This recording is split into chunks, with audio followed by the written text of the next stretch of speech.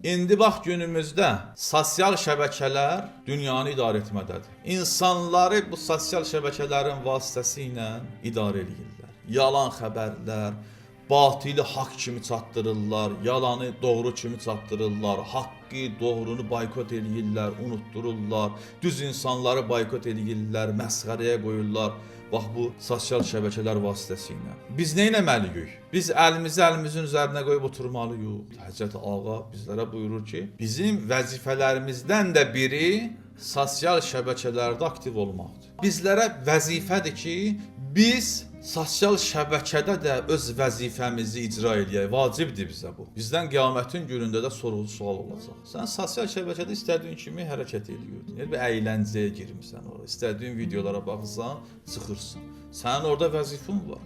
Hətta nəyə baxırsan, nəyə belə deyək, like verirsən, bəyənirsən, ona görə məsuliyyət daşıyırsan. Mən özüm incəlikləri bilmirdim. Son vaxtlar bunu qardaş mənə izah elədi ki, insan nəyə baxırsa, məsələn YouTube-da, hansı videoya nə qədər baxırsansa, bir o qədər həmin xəttə köməklik edirsən. Hətta xoşun belə gəlməsə, bəzi videolara, bəzi bizim şiəçiliyin təbliğatı üçün düşmənin əleyhinə olan məsələlərə gərək sən baxasan, gərək sən like eləyəsən, gərək nəsə yazasan, gərək nəsə paylaşasan. İnsan girir bir neçə dəqiqəlik videoya, bir var neçə saniyə baxarsan, bir var axıra qədər baxarsan. Hətta bunlar rol oynayır.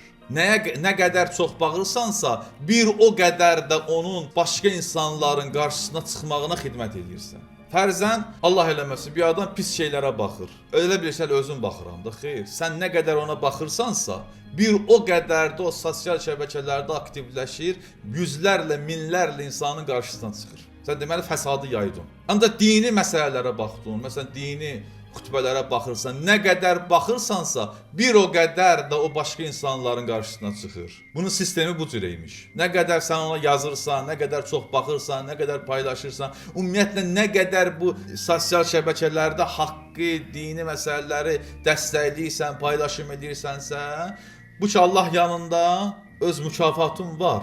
Amma bir o qədər də o məsələnin yayılmasına, yəni haqqın, dini məsələlərin, əxlaqi məsələlərin yayılmasına xidmət edirsən. Oturasan bir tərəfdə deyəsən ki, yox, mən təqvalıyam, bunlarla işim yoxdur. Sən təqvalısan, vara belənsiniz insanlar. Atadır görsən, sosial şəbəkədən qəti başı çıxmır. Amma öz evində, öz pulu ilə telefon alıb verib uşağına, bunun çörəyini yeyir, bu onu böyüdür, bu onun üçün paltar alır. Amma bu uşaq düşmənin təsiri altındadır. Nəyin vasitəsilə?